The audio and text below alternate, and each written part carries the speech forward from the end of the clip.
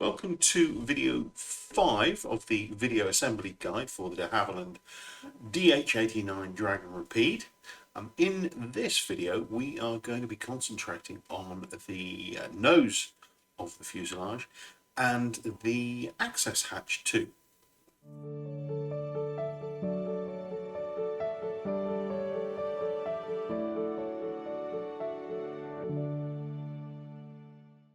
So I have been very busy with aircraft number 1. We have hatched. We have our top hatch on,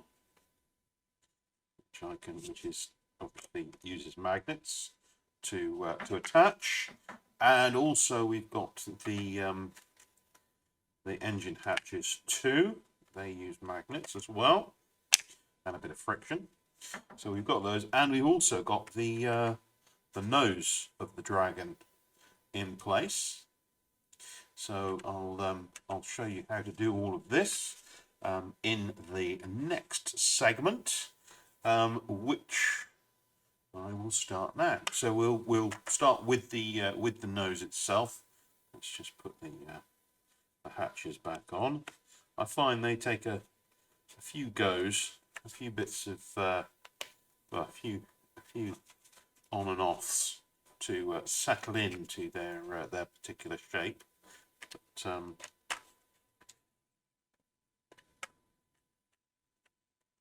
once you've got them made,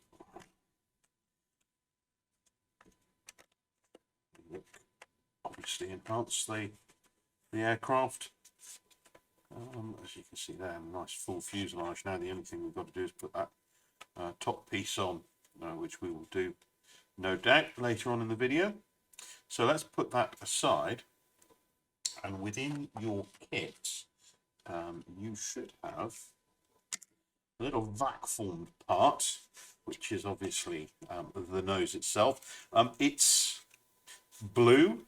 That's just the protective coating used when it's vac formed. This can be peeled off. I generally just run a knife through it like so, and then you should be able to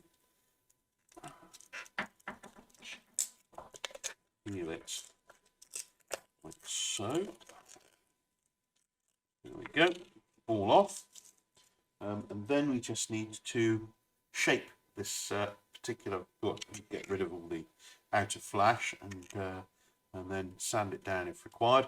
The only thing that stays clear is obviously the piece on the front, and we cover the rest with Tyvek parts. And we have a dedicated sheet for the nose. There we go. And we'll go through putting that together in a sec. Right, where was I? Trimming. So you can use a knife on this. I actually prefer to use a pair of scissors. Initially, anyway. So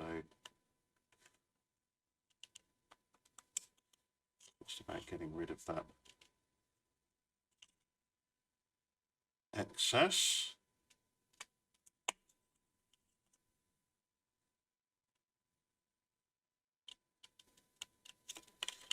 Go. Obviously, the closer you can get, the less sanding or trimming you have to do.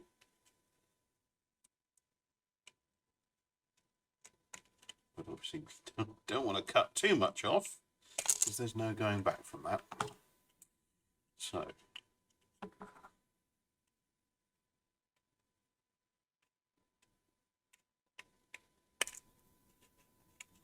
good.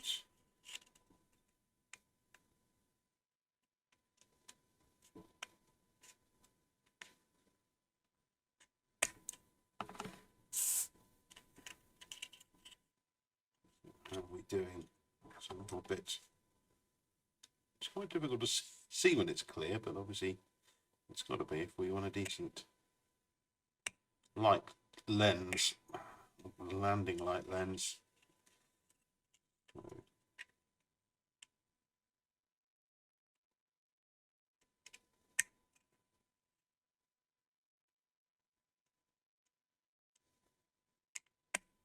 Okay, Now, let's get the sanding stick out. Finish this off to make sure those edges are nice and flush with the rest.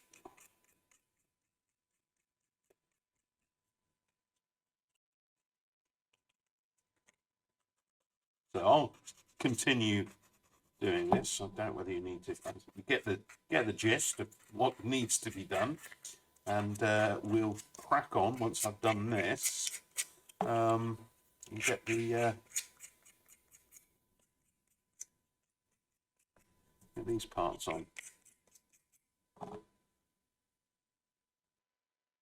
While I was doing this, I noticed I was scuffing just to make sure that the edges are nice and flush with the continued surface. The sanding stick's obviously scuffing the material, but I thought it would be worth mentioning that that doesn't matter because it is to be covered. The only thing you don't want to scratch is this little domed area at the front. So I thought that was worth mentioning. In fact, scuffing it up is probably not such a bad thing, because obviously we're adhering the Tyvek to the sides, and obviously a scuffed up area is going to adhere the glue much better than a smooth surface. So feel free to run the sanding stick over the sides, top and bottom of this particular vac form part. Right, I think we are there. Don't need scissors anymore, and we'll get rid of all the swarf.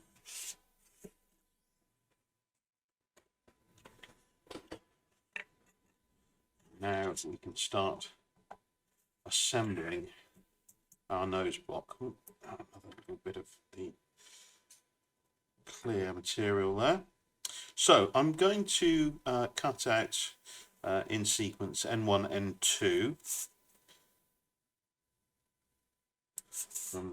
from this little sheet that we have.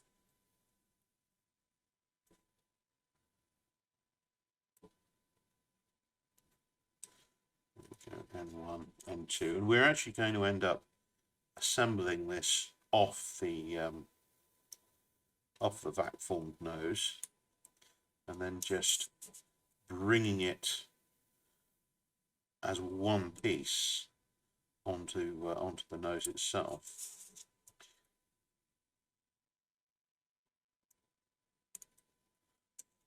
So there we go. Now these two pieces will need some joining bits, and you can see the joining bits here: N3, N4, N5, and N6. So we'll detach those as well.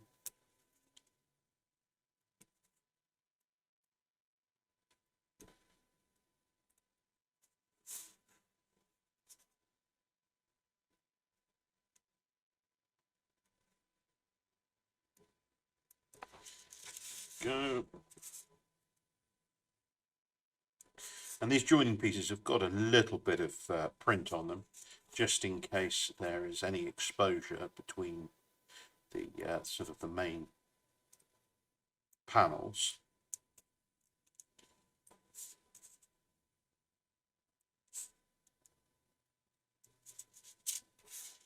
There we go. So what we need to do now is assemble these onto our parts, and you can see particularly where they go. What you're aiming for is that the V's within these tabbed areas actually come down to the edge of the main outer piece there. So, and obviously we've got a graphic to line up to, so that should help you with positioning the joining piece onto the main part, the outer part. So we'll get our glue and pop a little on the reverse of this is actually N2, I think.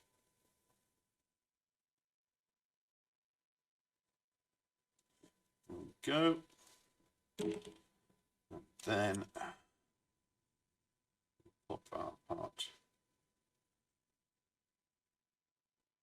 I'm doing it while the glue's wet, so we can slide it round, get the position correct with the graphic, and getting those V's right up against the edge there.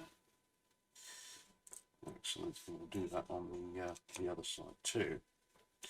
So.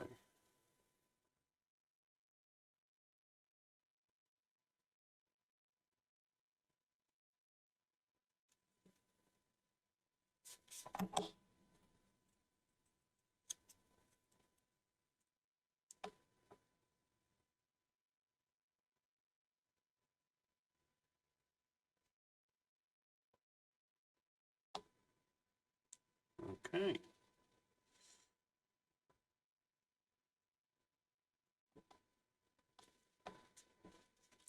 Up down there.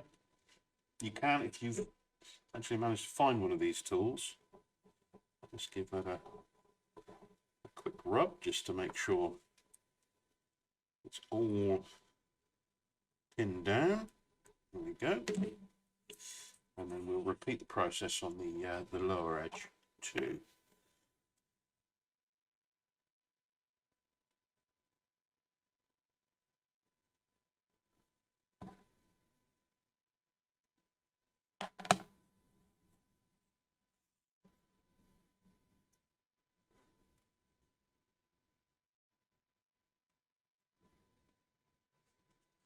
So there's no graphic particularly to line up on this one, so I'm just sort of repeating what we've done up top, making sure all those cut-ins match up with the edge there too. Good.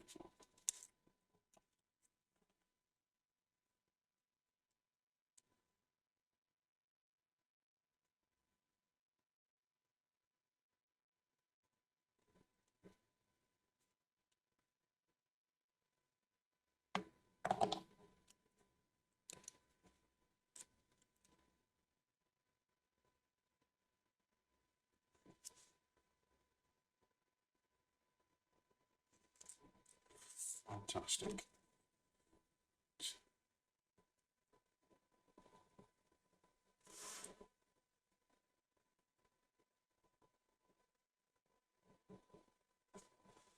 Brilliant. Right, okay, well, we'll let those dry off and we will concentrate on our top and bottom of the nose. So we'll cut out N7 first.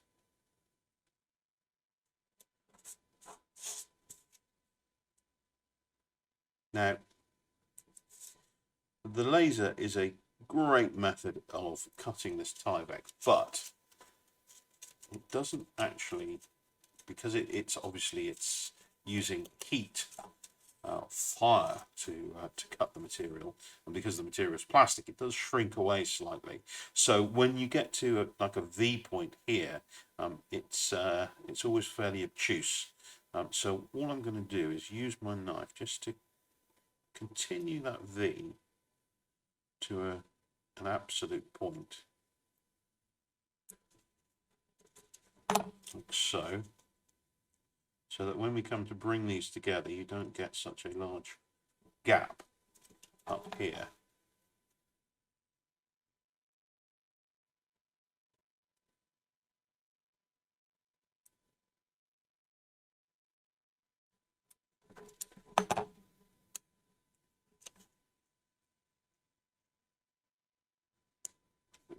To remove that.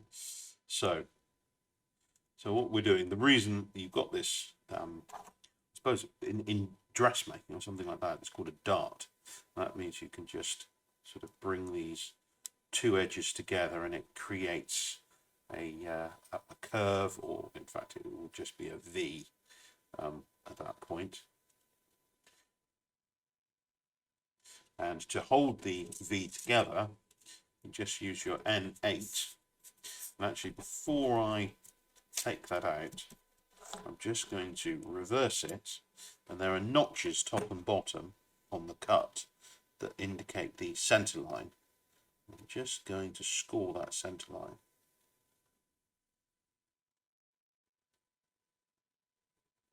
Like so. Then remove the part. Go. Let's put it down there.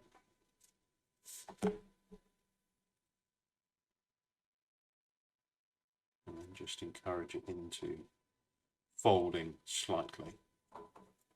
So we're going to stick that in that position there, then hold the two edges together and perpetuate that V through the part. So let's just add a little glue to either side.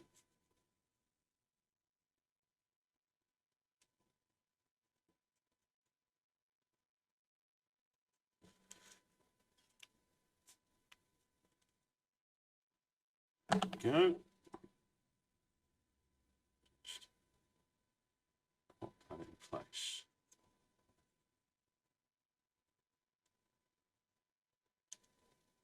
Now what I'm actually going to do, once I've got glue on both pieces, is just allow it to sit on the one half, making sure that that V, folded V, is running centrally down the one side, like so. I'm just going to encourage that to stick using a little bit of pressure from the back of my knife.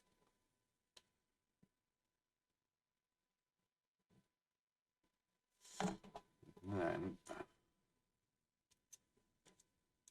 hopefully the glue's dried off enough now that when I stick the other side down, it will stay permanent. And once again, I can encourage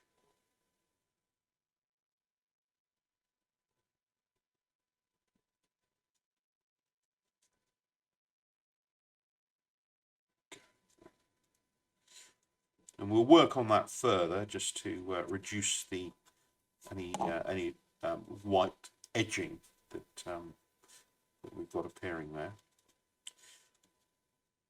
And then we have the bottom. We do exactly the same with the N9, which is the top half of the top quarter, I should say, of the nose piece.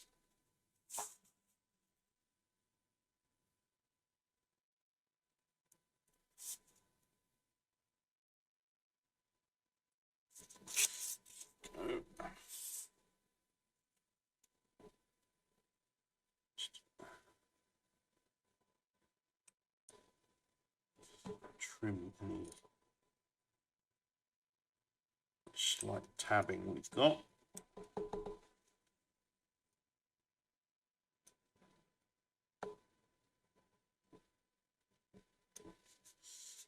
Go.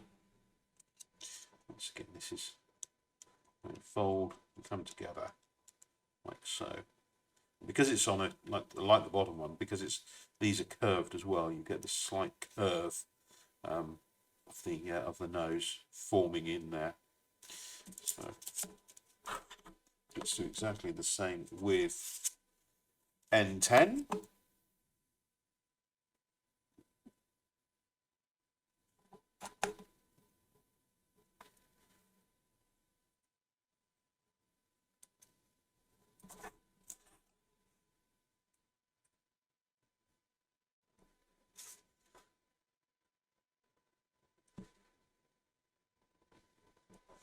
There we go.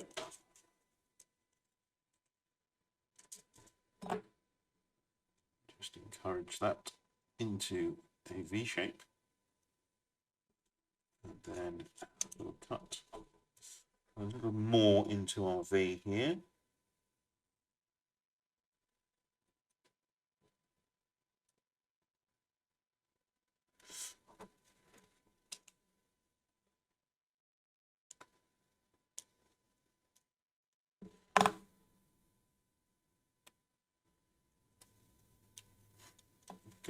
and then just apply the glue. Now you can see from this process, this is very much in the realms of sort of paper or card modelling, if you've ever come across it, where the Tyvek is actually representative of the paper, which it kind of is, just a plastic paper rather than a natural fibre paper. And these techniques of joining are very much in that camp. Let's get glue on everything here. There we go. And then just make sure it's stuck down on the one side. Actually, I'm going to flip and reverse that. Basically, because the tabs get shorter as you go towards the nose. Obviously, it curves slightly more as it goes towards the nose. So that's why I've reversed it.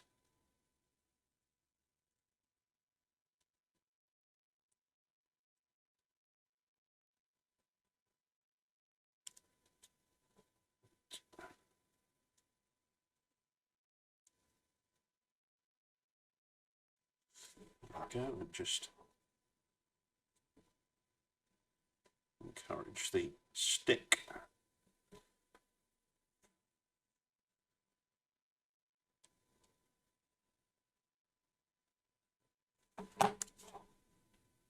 Fabulous.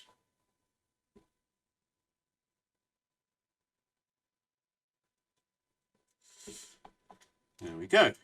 Right, now a little bit of preparation on these side pieces. I just want to turn the tabs down on this so that they match up, or fold along the line of the edge of the side piece here.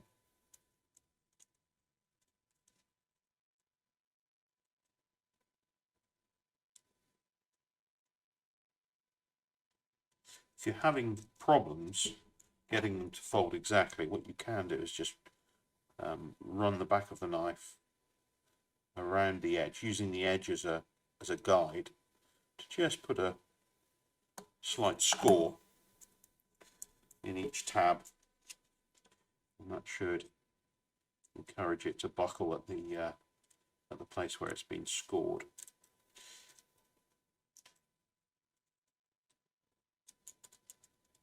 There we go. Let's do the same with this one.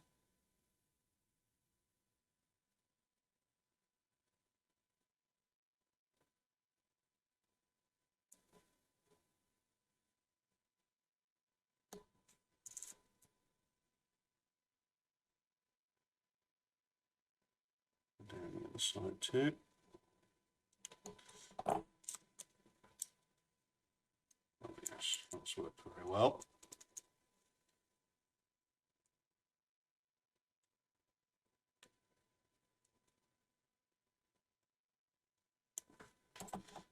Okay, just use a little encouragement.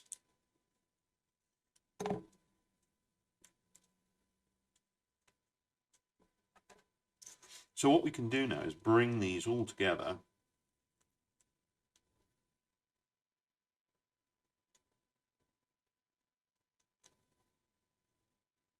as one, and then hopefully that'll all fit onto our little vac form nose piece. So let's start the process of attaching the sides to the top.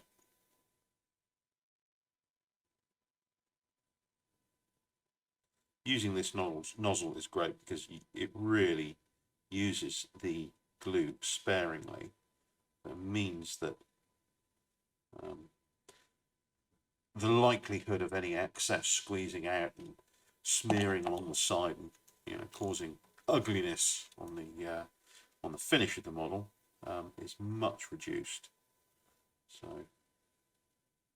Just encouraging the glue onto the other part, the top part here. There we go. And then dries pretty quickly like this, so I can then start the process of bringing it all together.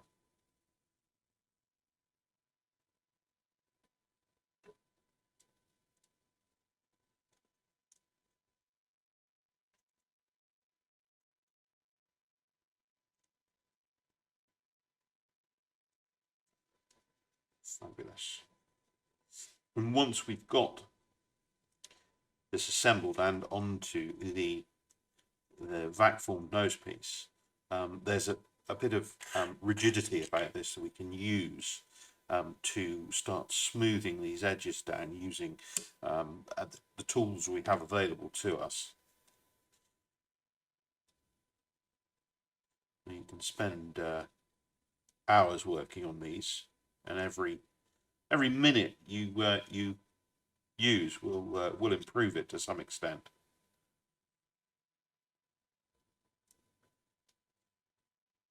Okay, we've got everything, the graphic nicely lined up there.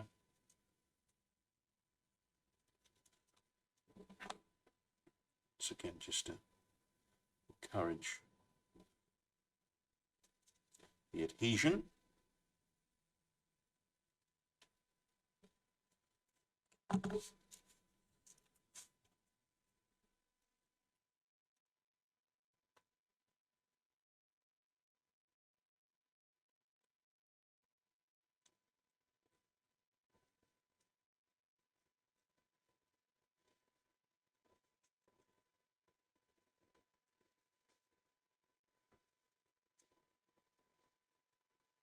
Oh, no, you don't want to put me on that side yet.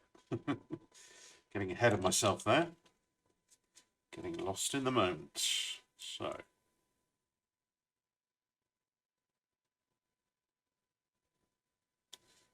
Also, by wiping away from the join, you're also encouraging any excess glue away from it as well, so that when we bring everything together, you don't get the glue coming out of the join and requiring a clean up.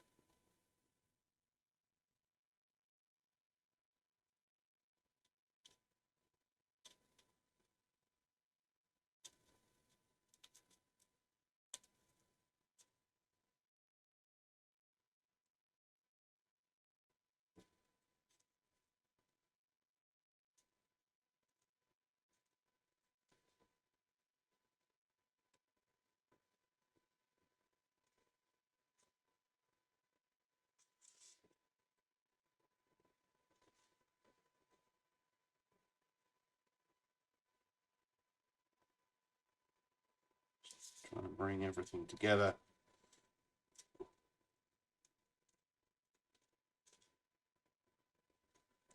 Go. And then the last part of the puzzle is the underside here. So we'll attach that one side at a time.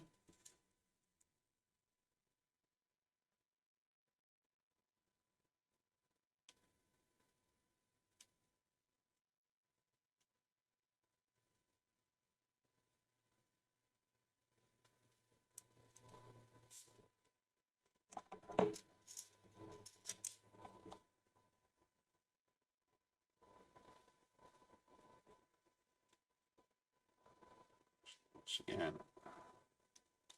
get that glue onto both sides. And we'll just pop it down, let it dry a bit. Now I'm getting used to the process. It's not taking as long. Right, I'll just finish my coffee off.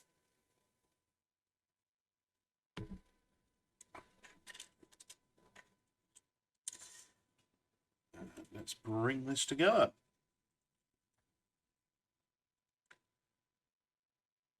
If you pick up any of the wind on the microphone, it's blowing at about 60 miles an hour out there today. So there's definitely no flying. well, not any control flying anywhere. There might be a few bins flying around or garbage cans if you're over the pond.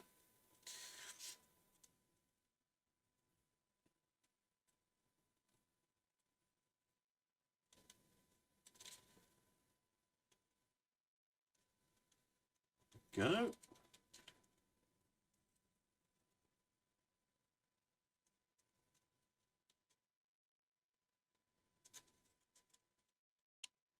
Obviously, our final step is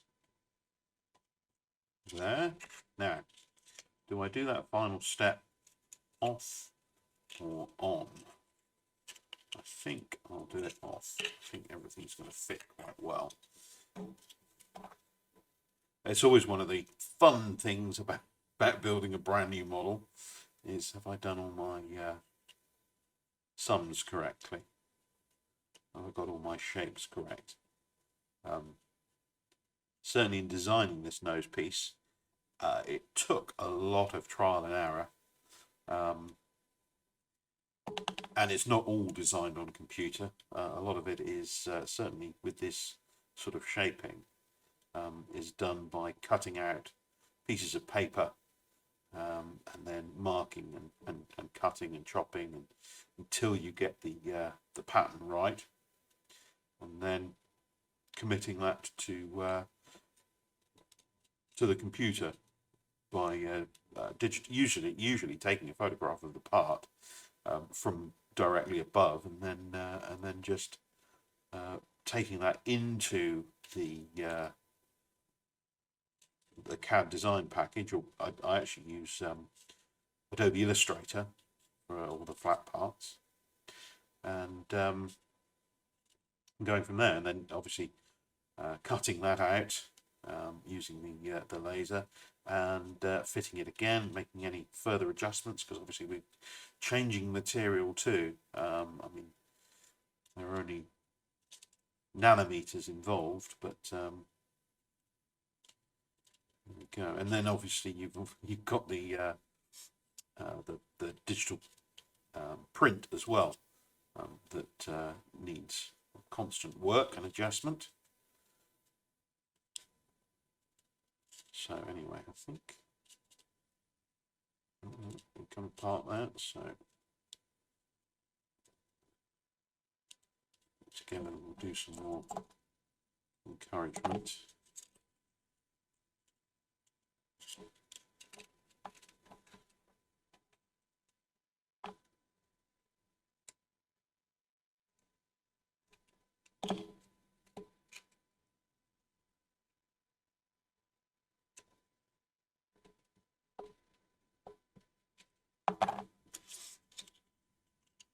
Okay, so now this should fit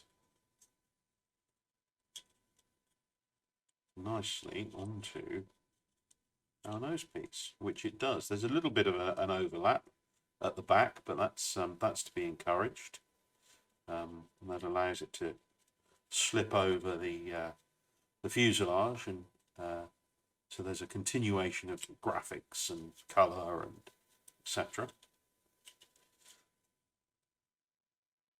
So what we need to do now is just glue this in place onto the former, and then we have a little piece that just goes around the lamp lens, tidy everything up. Okay, so I'm going to, if you look inside here, obviously we've got some raised areas. I don't know if you can see that on camera, it might be too bright, but where we have all the joining pieces, obviously they are raised up slightly when looking internally over the actual material of the covering itself. So I'm going to put glue in the areas where these joining parts come into contact with the vac formed nose piece. So that's essentially down the edges, but I'm also going to put a little bit at around the whole of edge of the part, just to make sure that it's all kept in place. Obviously, steering clear of putting any glue anywhere near the lens. We want to keep that nice and clean and clear.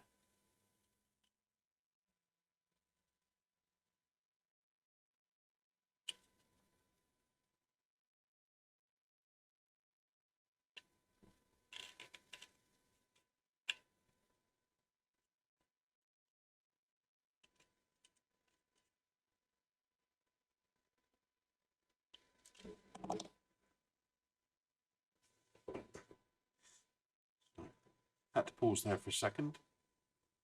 Let somebody turn up. So I've put glue all around. I haven't put any just where my thumb is at the moment, because obviously that would then get a bit sticky. So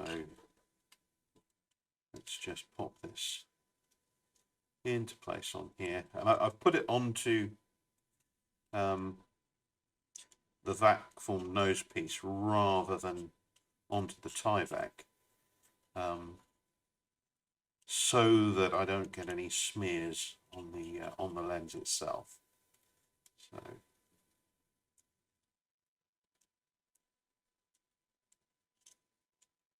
encourage that all on. Down at the edges, like so. All attaches. And there's just the bit where my thumb was. It'll just need a little squeeze in there to encourage it.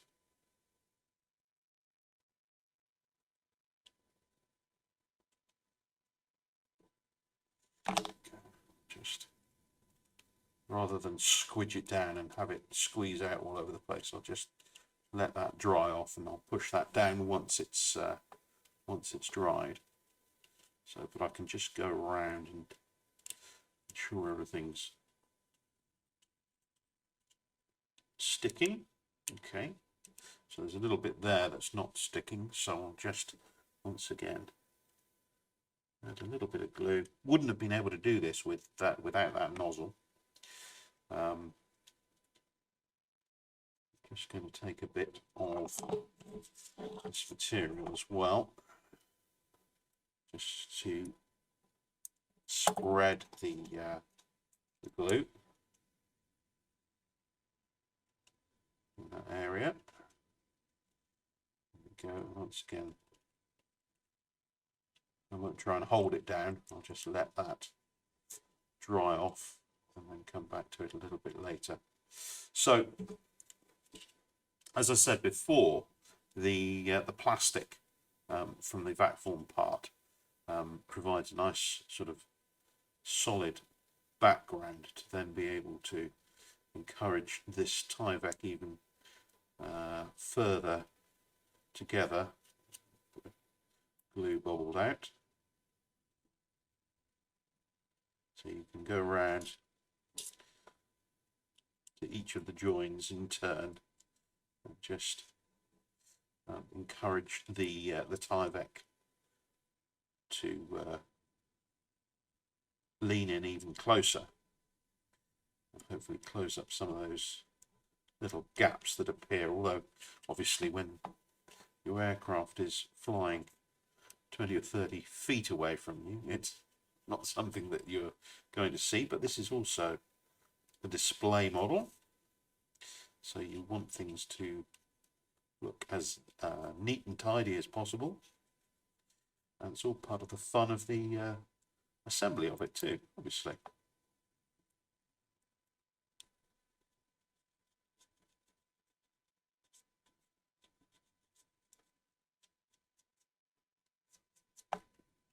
If you haven't got one of these, you can always use the back of the knife, which does a similar thing, but obviously with the ball, the concentration of pressure is very small,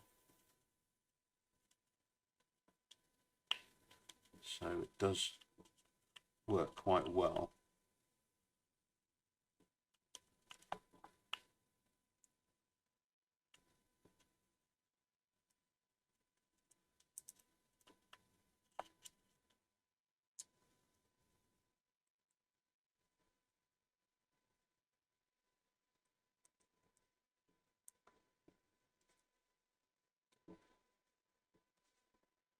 So it's just a matter of how long you want to spend on tidying things up, making things look nice.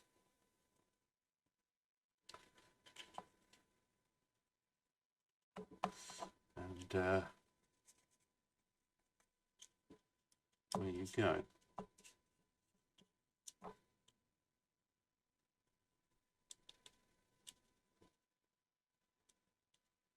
It's amazing how much movement you, I mean, it's nths millimeters, but it's amazing how much movement you can get from just manipulating the Tyvek at the edges.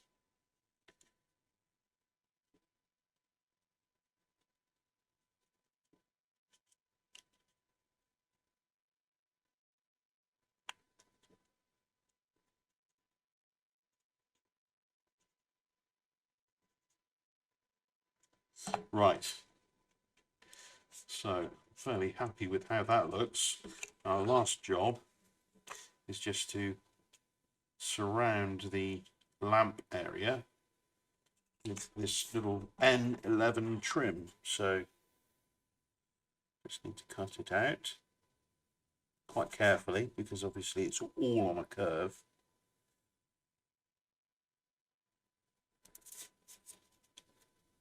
I think I'm getting to the point now where I'm going to need to invest in a pair of reading glasses because my vision isn't what it used to be. Comes to us all, I guess.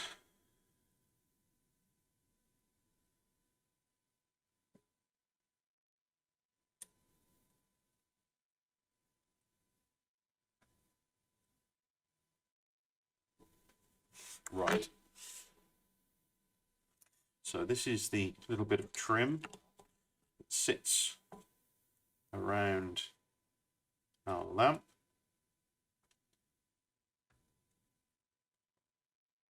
And this is the dangerous bit.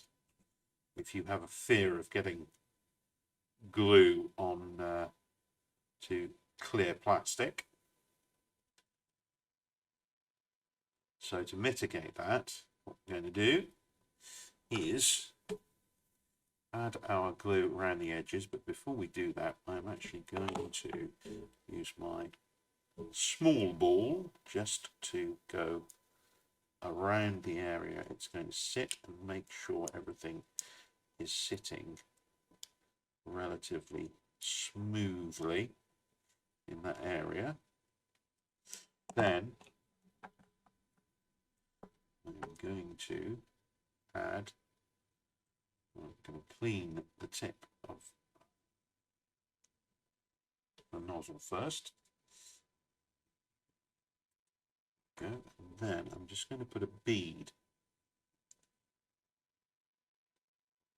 around the edge.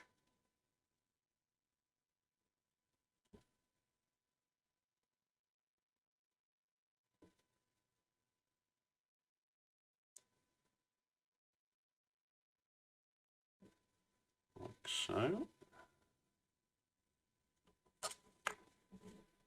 And then I'm going to add a bead of glue to the inside of our trim.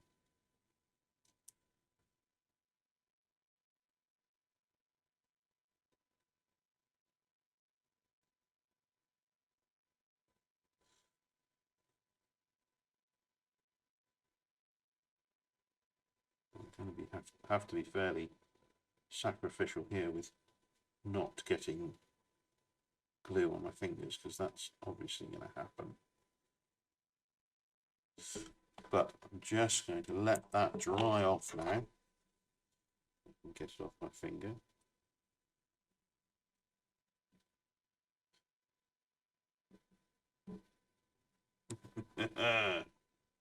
Go. What's the way, isn't it? There we go. So just let that dry off completely. And then because we've got glue on both sides of the attachment, it should go down nicely, and obviously with the glue being dry, it shouldn't smear anywhere. So I'll come back once that's dry and we'll pop it on. So what I'm going to do is I'm going to put the center of the top of this hoop, center of the top of the nose part there. So I've got that stuck down. And then I'm just going to encourage a little hair stuck to it. Just remove that and encourage the rest of it to sit around the edge of our lens. Once again, it should be meeting bang in the middle of the bottom there. It's all been measured out. There we go, and then I'll just encourage it into place a little bit more using my little ball tool.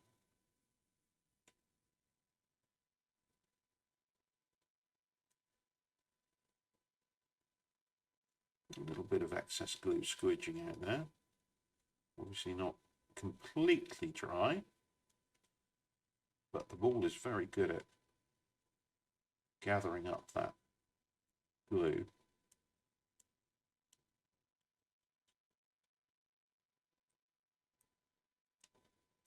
In fact, I think it's some of the excess of the bead that I put around originally.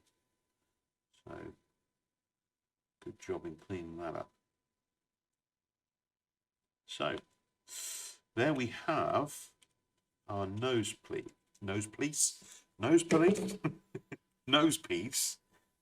complete. So a fair few parts there, just for a nose, but that's all well and good. Now, there's one more piece that's involved with this nose that's not actually on this sheet here. As you can see, this sheet is done. We're finished with that. So I'll pop that in the bin. But it's a cone for the light, the LED at the front here, and that is on one of our other sheets. It's actually on the nacelle sheet, and it's yellow in colour. Now, the reason for that is to encourage the light coming out to have a slight yellowish tinge. The LEDs are obviously a bright white, and being LEDs, and of course in the original aircraft the lamp would have been a lot less bright, or a lot less white than that. It would have a more yellowy tinge to it. So that's why I've created the cone to be yellow, to try and get a more yellow light. The other thing that you can do, if you do have the means, is, I've been experimenting here. I can show you. I haven't got this connected at the moment, but I've been colouring the lights, the little bulbs, with just using a yellow or an orange Sharpie. So if you've got the ability, you can actually encourage the warmer tone. You can encourage a warmer tone from your LED by just colouring it like so. So I don't know how much of a difference it's going to make, but it doesn't take very long. Just seeing if I can find my there it is. So it's not a Sharpie, it's a permanent marker. It's a Sharpie rip-off. But why don't we just do that to our LED now? So literally, it takes a few coats. You just sort of let it dry in between times, but literally just colour it in using the Sharpie. See what we get.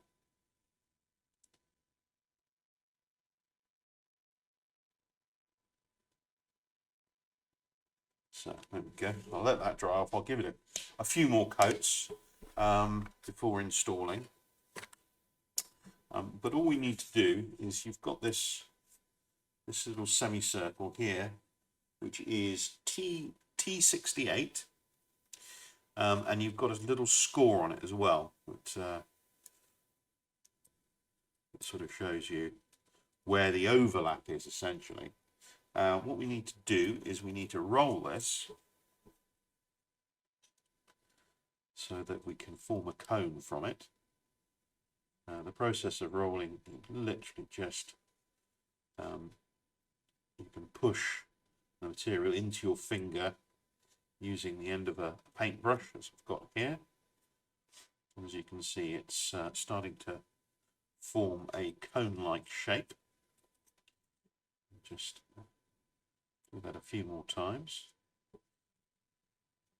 Doing it like this, rather than just trying to fold it in, means that the material doesn't crease so much, if at all, hopefully.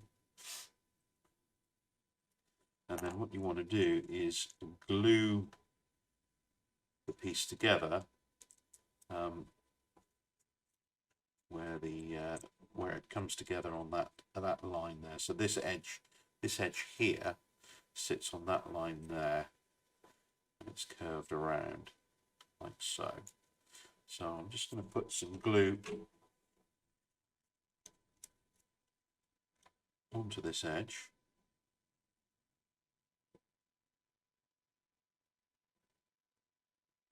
Like so.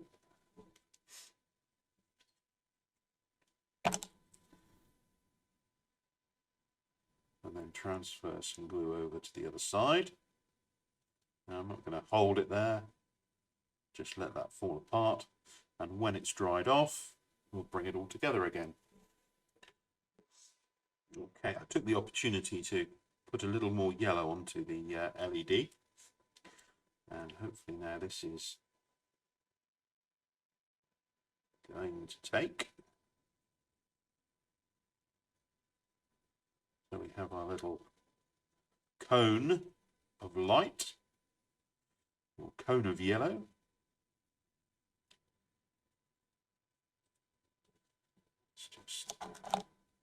If I just pop that down there, just use the back of the blade just to ensure the glue has taken. Press everything down firmly. There we go. And you should have a little hole at the top of the cone, and that should then slide over your LED. So you have your little LED in there, ready to shine forth. So, just going to stick that in place.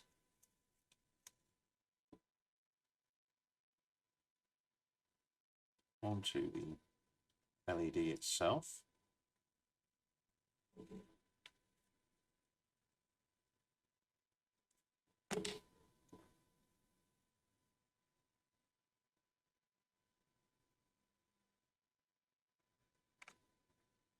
And when you do it, make sure that the connectors are sitting one above the other, and this just makes it easier when it comes to pushing this back in, because you've got centrally you've got this structure here. So what we want to do is for that to the LED just to slide to one side or the other of that structure, and it's easier if the connectors have to be top and bottom. Obviously you can twist this around as necessary.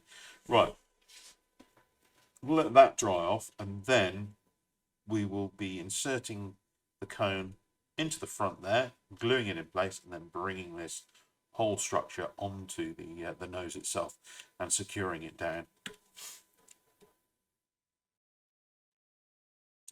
Right, let's get this cone into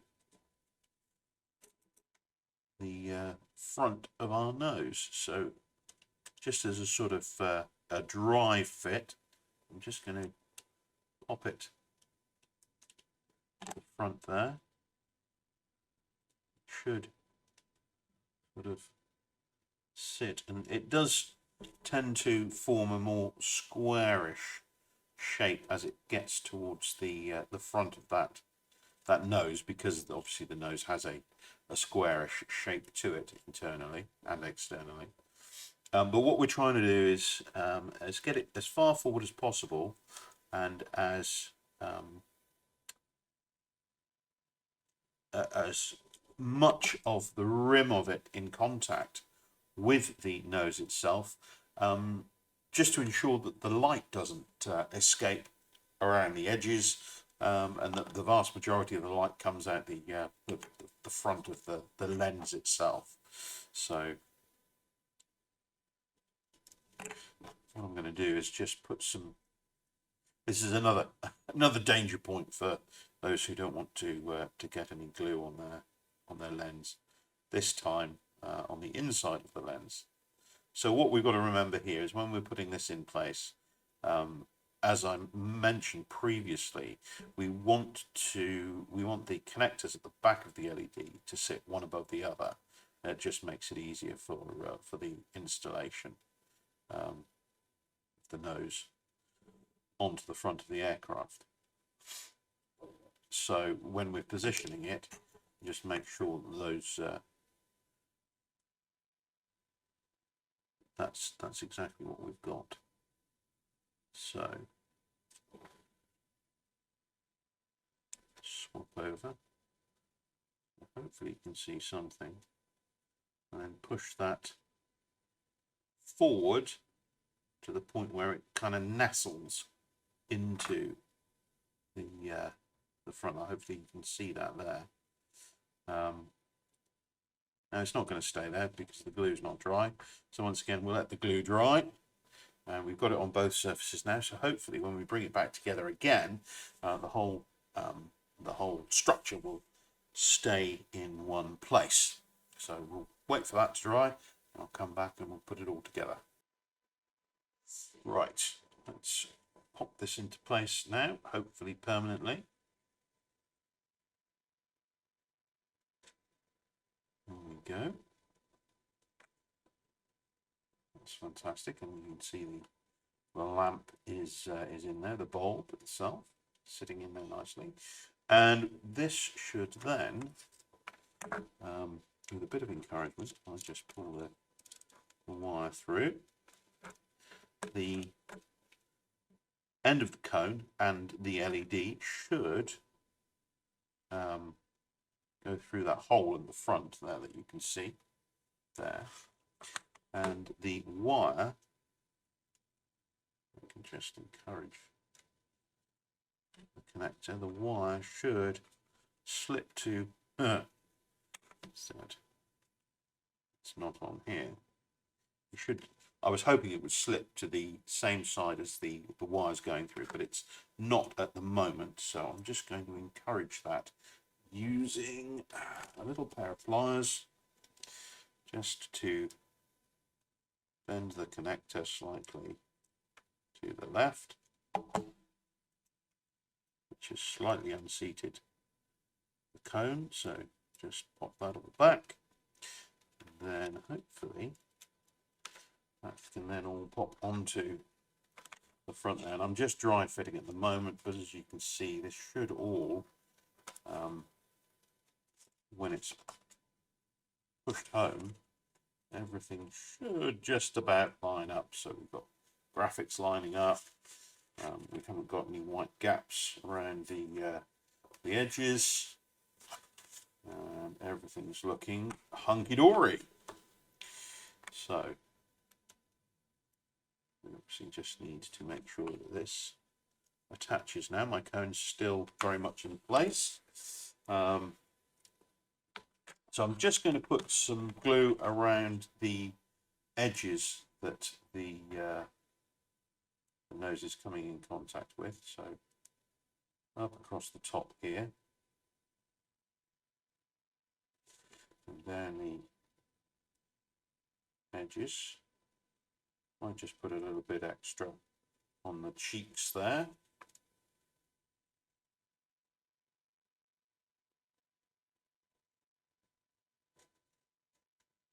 Go. And just on the underside as well.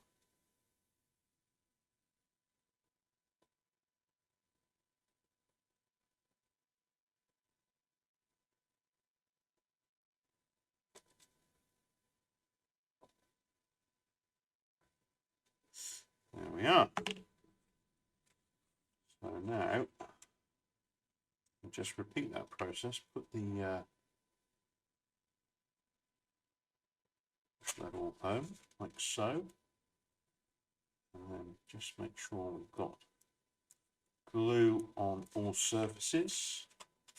Make sure we've got good alignment with our graphics.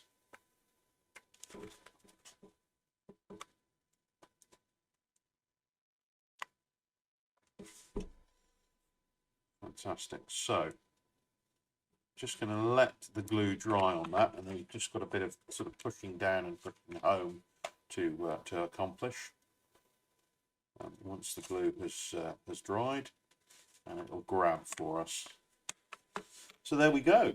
We now have the nose on the aircraft itself, and next step is to get the build and get the hatch on.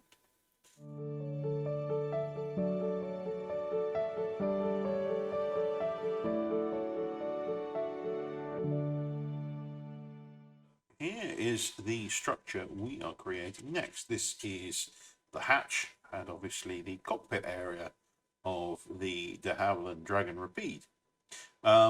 It not only serves as an access hatch to the electronics within, but it also serves as our battery holder too. So the battery, this is the 500 milliamp hour one cell from E-flite, and this is the best battery for powering the twin system. Although obviously if you can get a bigger battery, even better, but obviously the increased weight in the nose area may cause you issues, but this is certainly the one we recommend. The electronics that you will have received with your Dragon Rapide, if you have them, has this this UMX connector, which is not the same as the connectors that we previously used on our other models. The reason that we've gone to the bigger one is basically because of this particular battery and the power requirements of the new Ultra motors that we're actually using in the Dragon Rapide. So there we go. Anyway, that's just a little bit on the batteries, which I've mentioned before, I'm sure. Yeah, so this hatch structure works. The whole building process is very similar to that of the nose, although the internal structure is not vac formed. We actually build that from 2mm foam, and then we create our covering and with out of the Tyvek, and then stick that onto the internal structure. So that's what we're going to do now. I'll pop this to one side, and we actually need all of the parts that we need are on this sheet, I think, D60 to D69. So I'll get those cut out and we'll start the assembly. So here are our random collection of parts for the framework for the hatch. Where do we start? Well, we've got our two side pieces here, but we'll start building on those, or building with those, a little later on. And we've got two parts that we can bring together initially, and that is D65, D65A.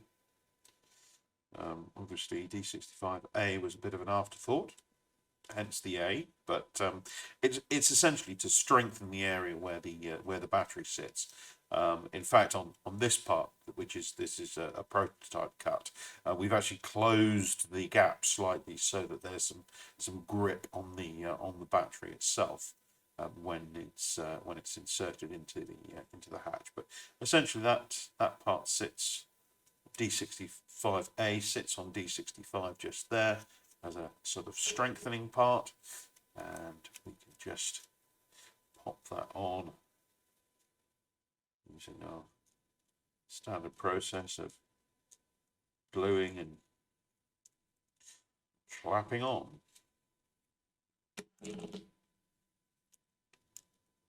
So there we go. So we can pop that to one side to bond.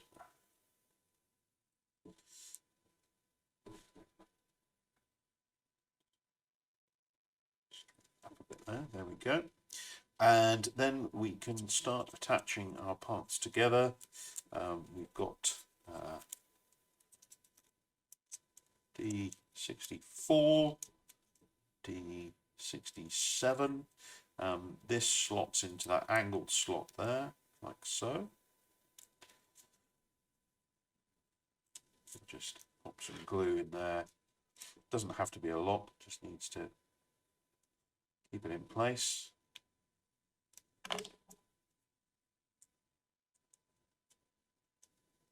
As we build, we've got another little part here, D69. That's the last in the series.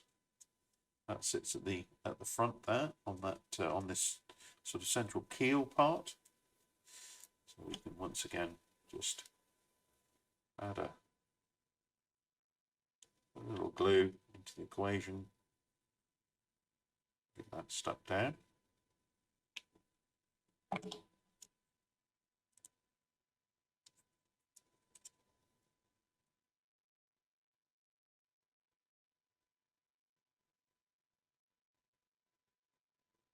Go.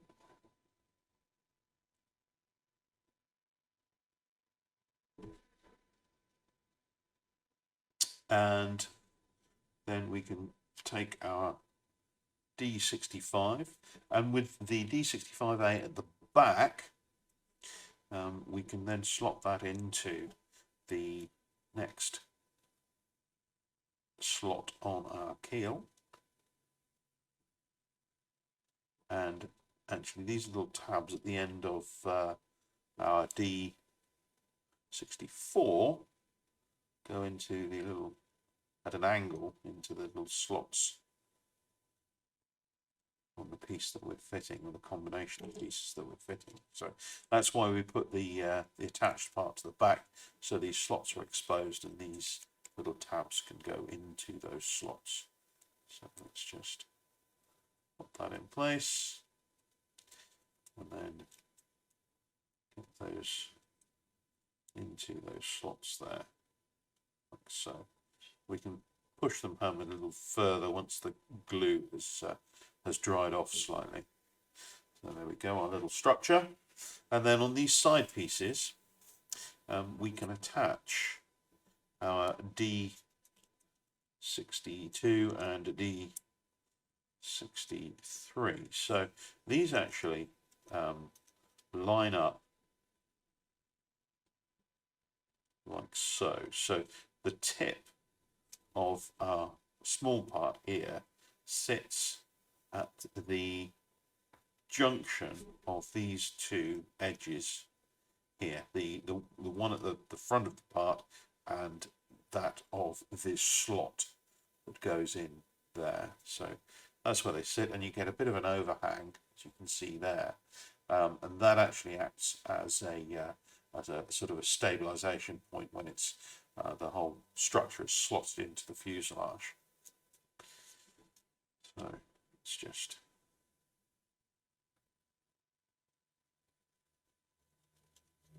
add some glue in the area it's going to stay.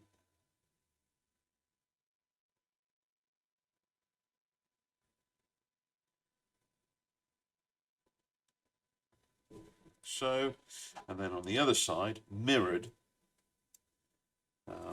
this will do exactly the same.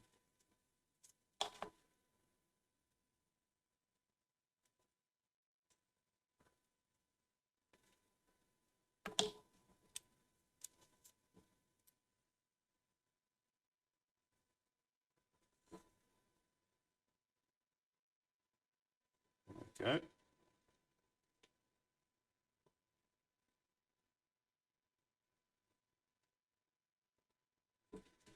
So we'll let those dry off. And then we can attach them to the sides of our structure. Then this will go on last, and these little spars here will insert into the roof, giving it a bit more structure. Right, we'll let those dry off, and I'll come back and show you how it all hangs together. Right, let's get to it. So the side pieces should all slot in nicely to the parts that have already been installed.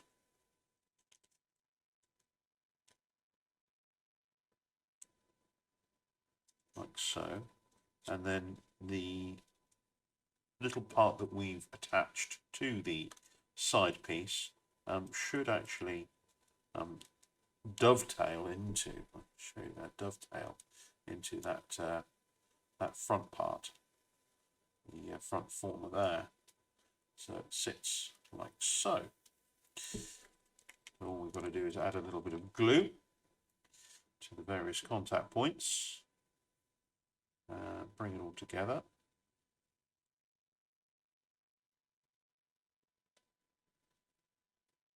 And then we can do it exactly the same on the other side.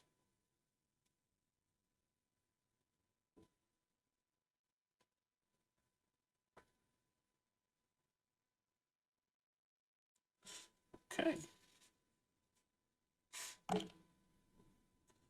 Just make sure that's pushed in firmly. Go. And on the other side too. And put it all together.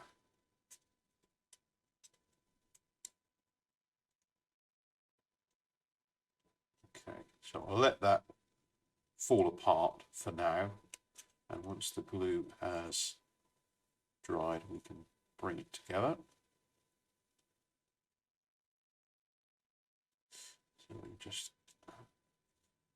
add glue to our second side.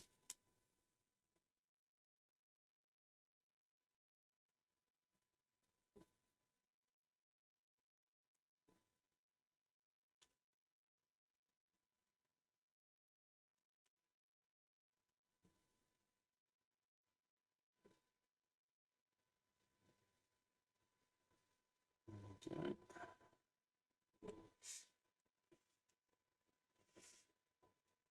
And bring the part there.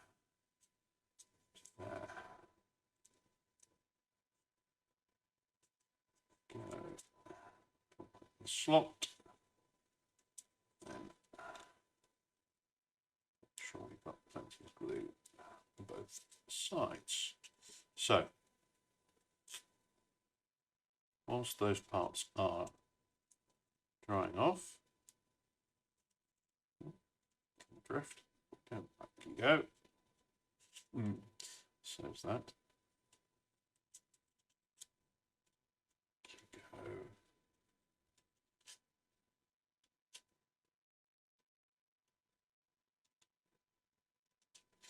What we can do is add some glue to the rear portion of the structure, and then we can put our D.86 into place.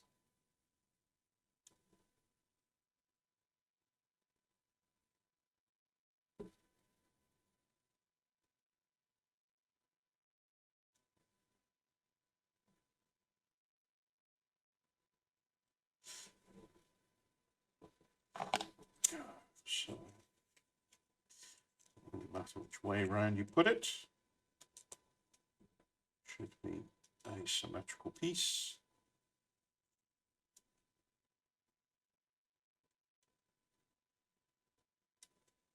Good.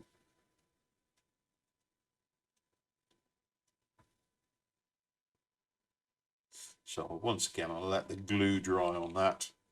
And then we've got our little D68 parts, both D68, yeah. Just going to do, there's a little bit of excess on the top there, so I'm just going to give it a quick trim. Get that on this one too.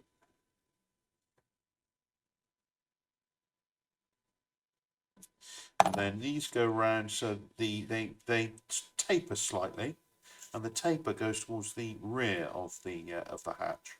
So when you install them, make sure that the thicker part is at the front. So once again, add a little glue.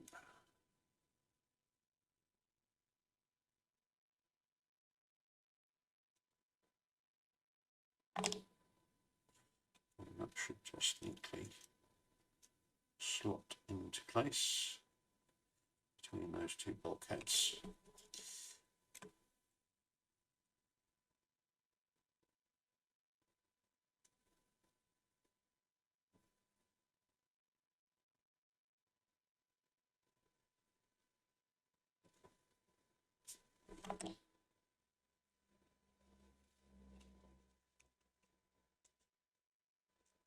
There we go. So let's just encourage all of this to sit together.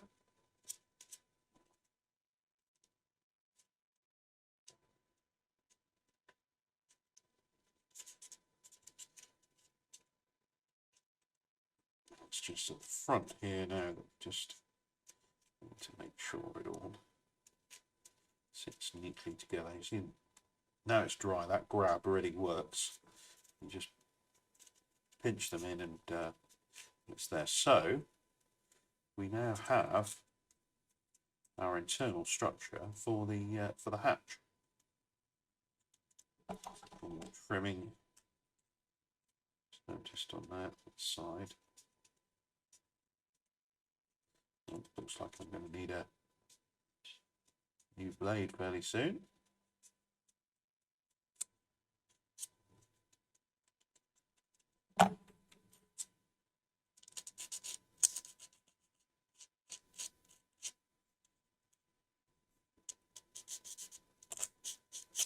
There. And it all feels, it's very light, obviously. It is sort of slightly flimsy at the moment, but once we've got the tie back on, it becomes very structural, very rigid, and can be popped on and off. The idea, the design is so it obviously can be taken on and off fairly frequently, obviously with the battery installed as well. So let's pop that to one side and let's get all of the parts that we need for the external part of the hatch, of the cockpit area. Right, we've got T31 through T30 through to T35 here. And we just need to do a little bit of, well, we've got a bit of scoring on some of these parts. The joining parts have already got scores on them, which is great. We do need to score these parts too. Let's just get rid of our completed hatch. Some of the mess that we've created. The scores that we need to pop on are on the reverse of the main skin parts, and we need to put a score. Basically, it runs down from there to there, from the side windscreen to the front windscreen.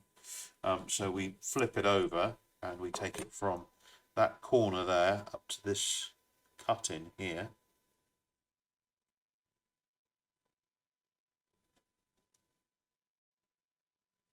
so.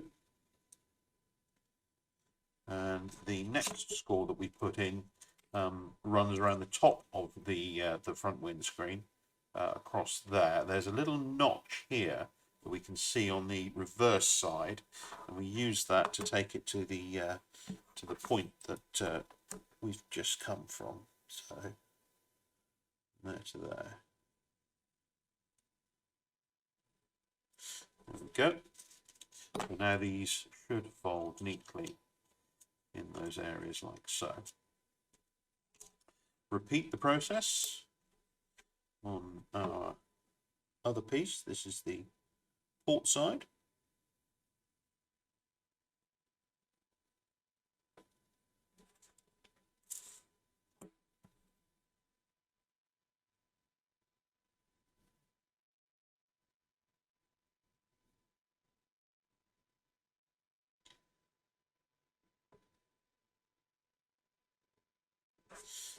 Go. That all looks good. And now we just need to attach our joining pieces. So we have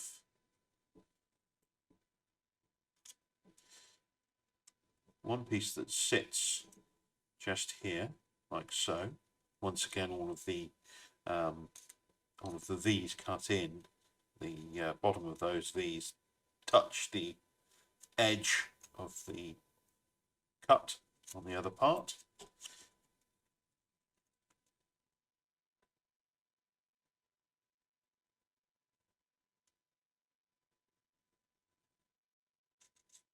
There we go.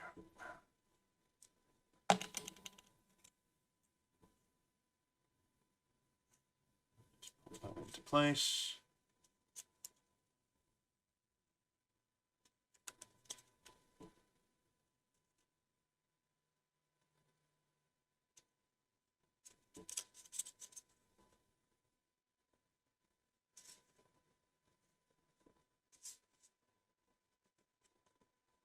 Okay.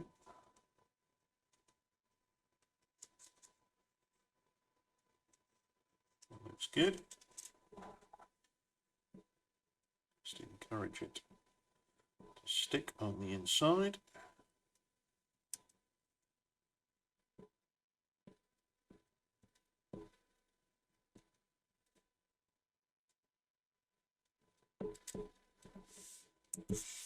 Go. Repeat process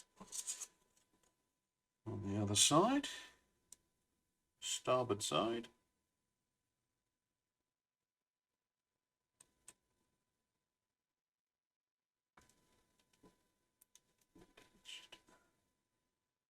Run a little more across the top there, just to make sure it's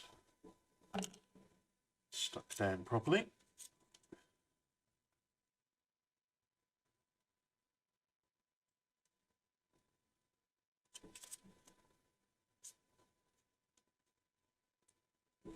Go.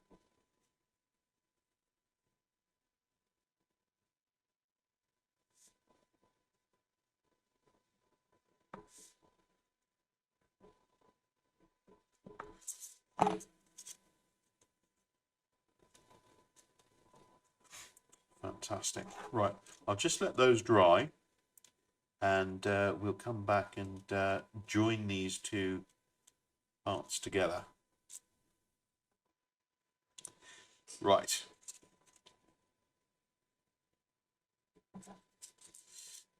So the idea now is that with those creases that we put in, we should be able to bring these two edges together along that line there, and obviously we do that through gluing it down onto these little tabs. So if we just get some glue onto the tabs,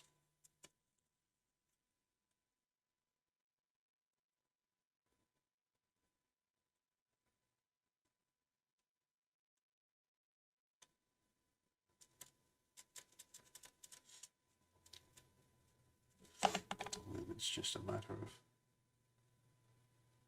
transferring that glue onto the other side. Then we'll just leave that to dry and bring them together. And we'll repeat the process on the other side. Now those scores are allowing me to bend these tabs in without having to manually score them myself. So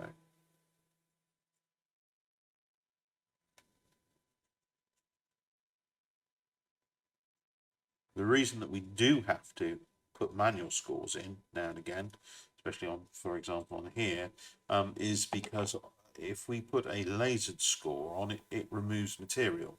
And obviously this being on the outside, we don't want to see a sort of a physical line.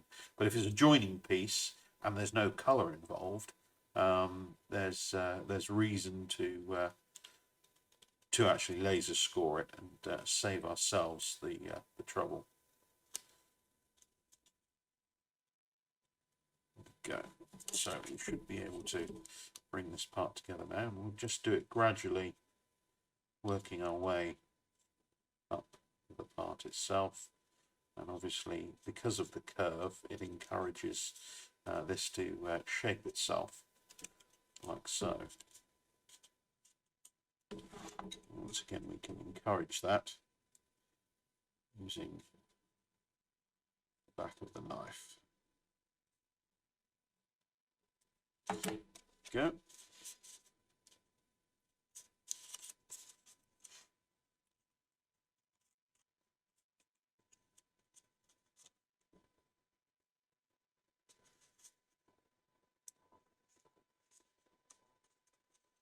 So that's one side done.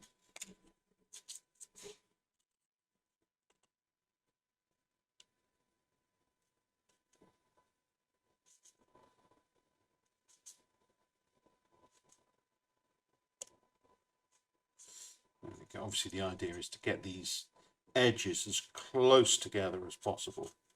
It means we get the right shape, and also it looks much better without too much of a gap.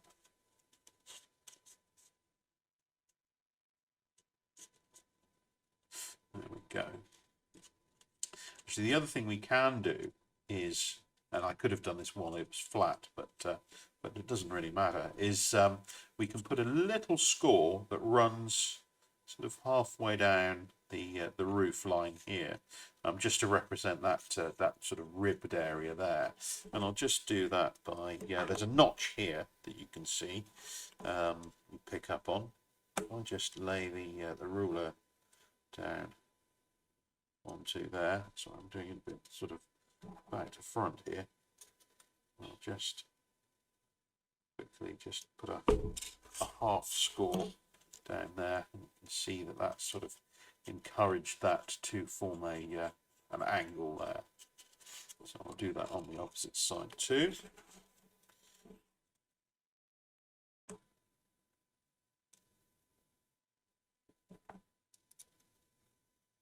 There we go.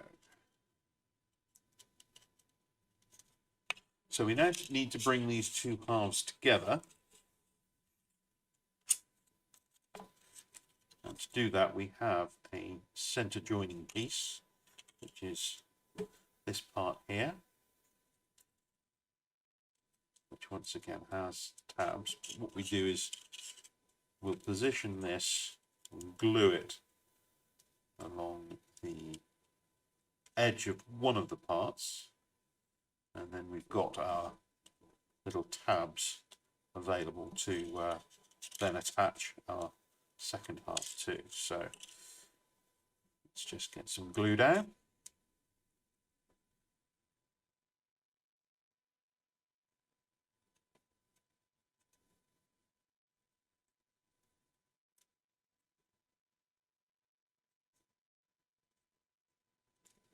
There we go.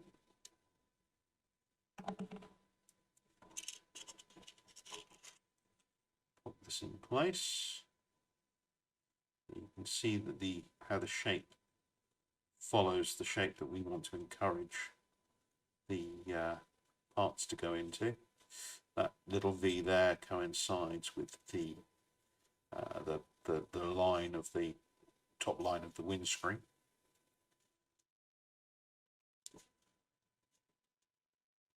And obviously we're tucking half of the material underneath and attaching it that side like so. And once again, encourage it down using the back of the knife.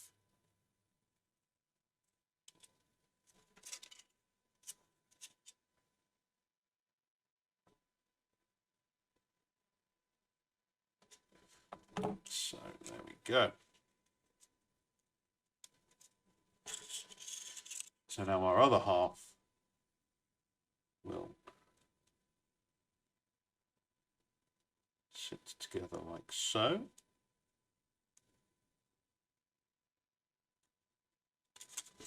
And if we apply the glue, we can ensure that both surfaces have adequate coverage to immediately grab once the glue has dried out.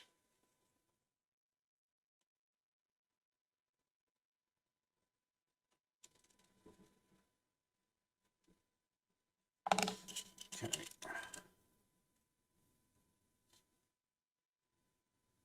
Encourage that glue onto the underside like so.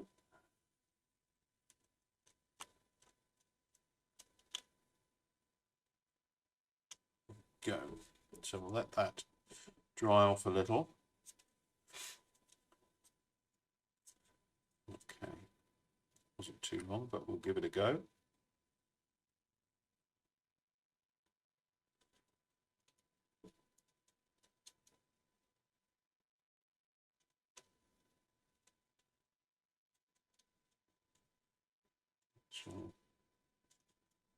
So pretty good.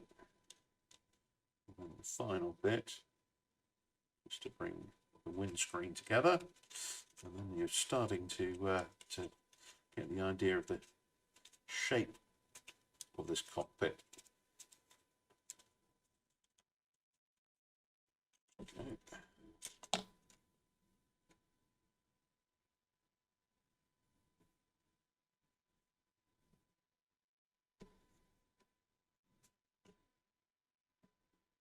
Just once again using the back of that knife just to ensure that the glue is doing its job.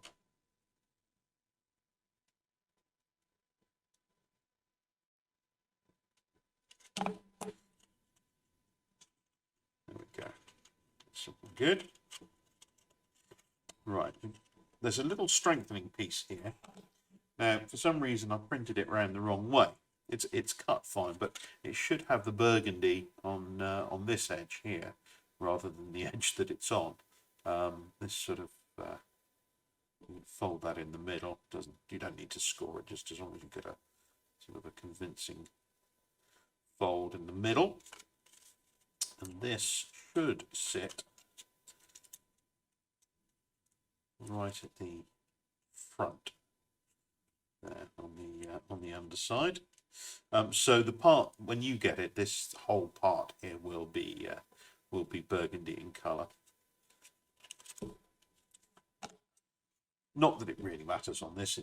It's pretty much hidden anyway.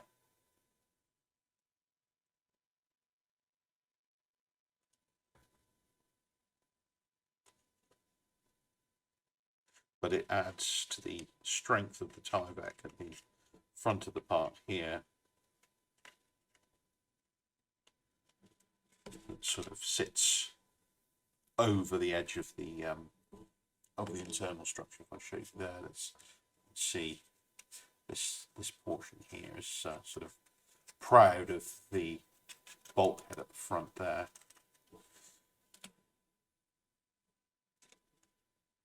So we'll just pop that into place.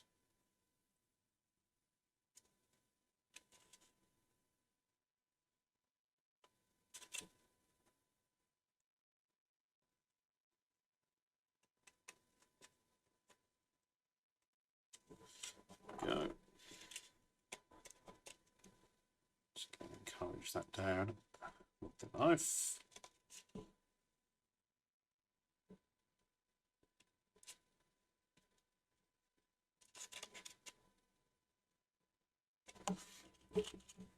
So there's one last part to this, and it's a very small part. Just grab it.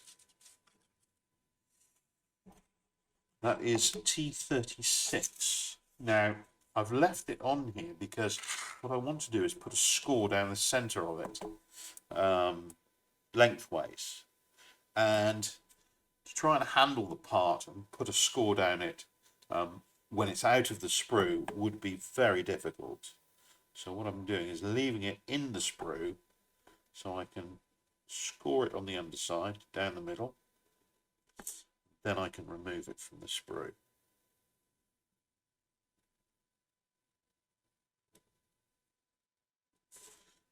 So this is just a little bit of a sort of a cover up for the front of the windscreen, and it's also obviously part of the framework of the windscreen itself. So to fold it, I'm actually just, see what I mean? It's hard to handle. So to fold it down the middle, and I only want to get a sort of, not even 90 degree, maybe a sort of 40 degree fold in it. So I'm just going to push that fold onto the back of the knife. Encourage it to bend along that score line. So once it is, I can further encouraging it just by squeezing it like so. And then we're just going to attach that down that edge there. So I will just pop some glue along that edge.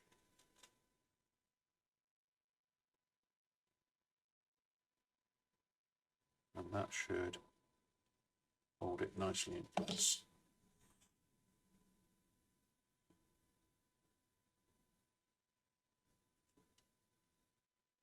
And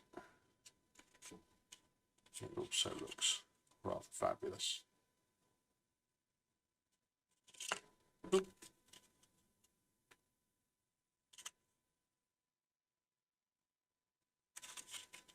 There we go, all in place. Fantastic. A few little rivet details there on the artwork, which is always nice. So now all that is left for us to do is to pop this and glue this onto our frame. Positioning is key here. Obviously we don't want any excess material poking out to spoil the look of the hatch when it's on. We want to minimize gapping and all that sort of thing. So but the fit is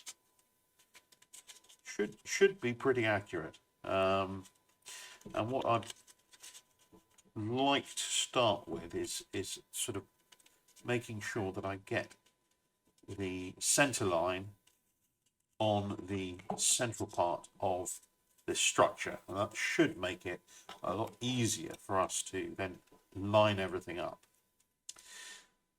So we're going to do this in one, so I'm just going to put glue around all the edging across the top here.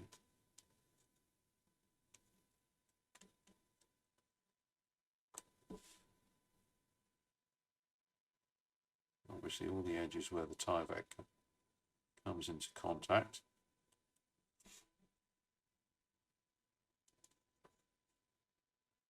Just a few sort of areas where it tucks around the structure itself, and obviously at the front here it's quite important, so I'm not being too sparing with the glue.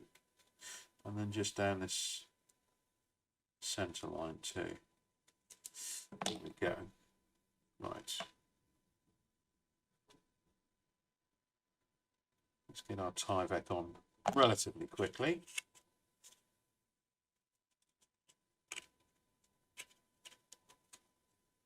And make sure it's sitting central and flush with the rear of that foam.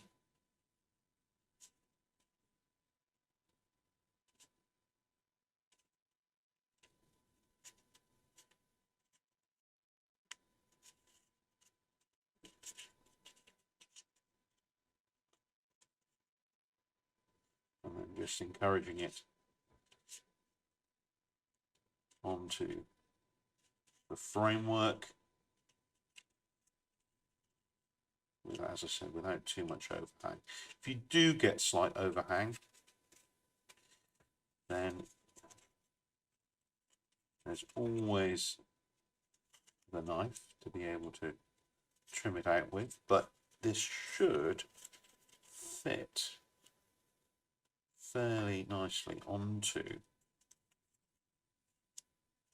the framework itself. So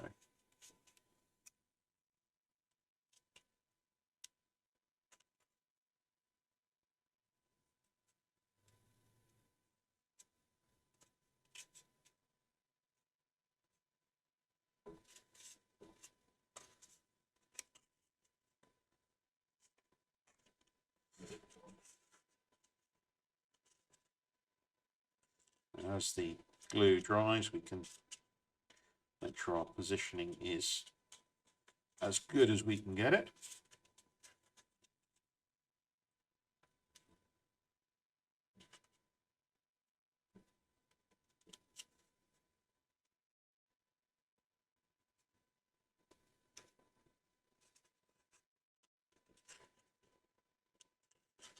There, I'm happy with that.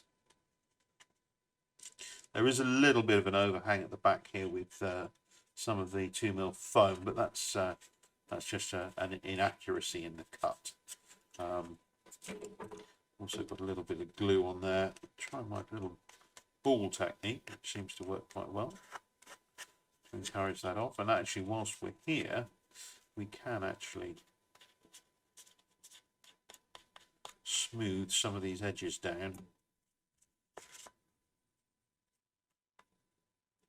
where the Tyvek's been joined together.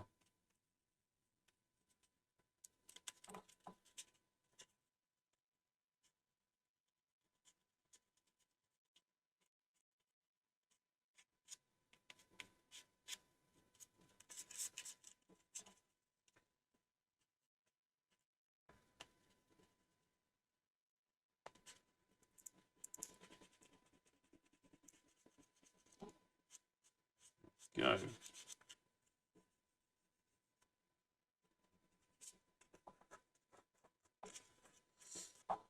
So we now have our hatch almost complete. The only element that we don't have at the moment is our magnets. So, and they need to correspond to the magnets that we've already installed in our fuselage at the 2 points at the rear of the hatch and the front point there. So, within the kit, you should have a plethora of magnets. I've got 3 here. These are the 4mm variety. And what I'm going to do is just pop each one on to the positions in the fuselage, like so. And then add some glue to the holes that they are going to be popped into.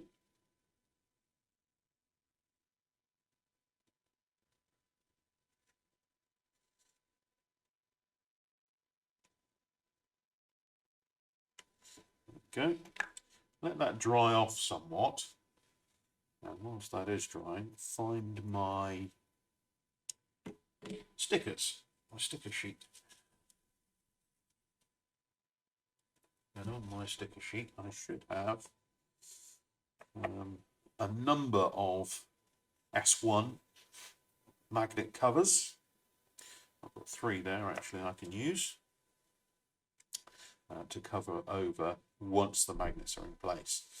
So the reason, if you haven't twigged already, that I put the magnets there is not just so I know where they are, but I know the polarity of them as well.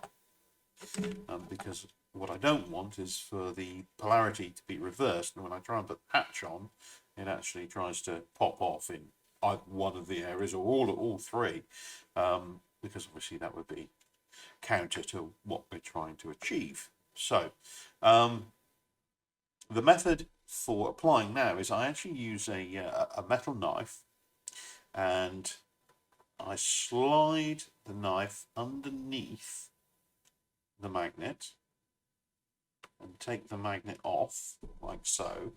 So I can now apply that magnet to the corresponding hole in the hatch like so. So I'll just pop that into there and then slide it off, and the glue on sleight of hand should ensure that the magnet stays attached. So let's repeat this, not forgetting that I am now wielding a magnet for magnets. So when I come to put it in the hole here, I'm going to go in from the other side so that I don't attract that magnet out of the hole with the knife itself or the other magnet. So just pop that in. I'm just pushing from the other side as well to help with encouraging the magnet into place, and then slide that off like so. I'm then going to add a little bit of glue around there just to encourage the sticker. I know the sticker's sticky, but I want it to be extra sticky, so I'm going to add glue on the magnet and around the magnet, around about where the sticker is going to sit, like so. There we go. And that can dry off for a little while we do the last magnet. So once again, knife underneath, slide it under, pop it off, and then pop it in the provided hole, and then we have it. So a little bit of practice, it's easy. And then just add a little bit of glue to that area so my sticker is held firm. Just clean the nozzle off as it gets loaded up with glue, much like the nozzle underneath.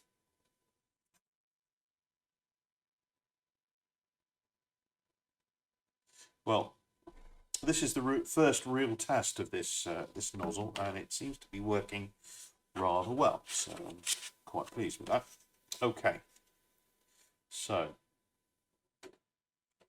us start stickering up our magnets. So I'm not going to use the knife to apply the sticker to the magnet because that could pull the magnet adrift.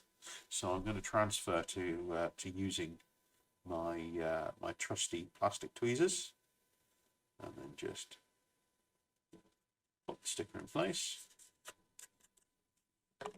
Let's go again.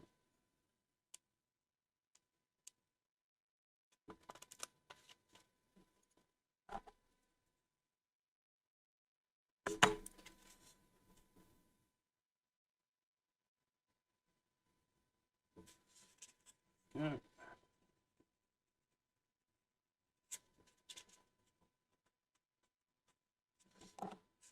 And last one.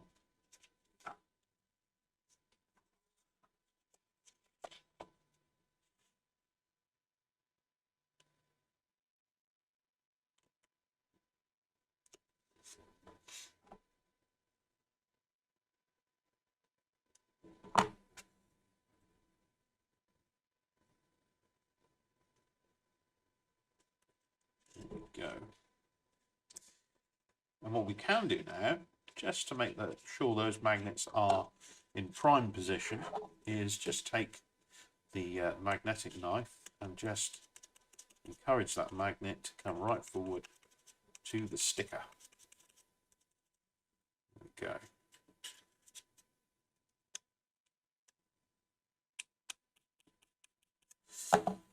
Fantastic. So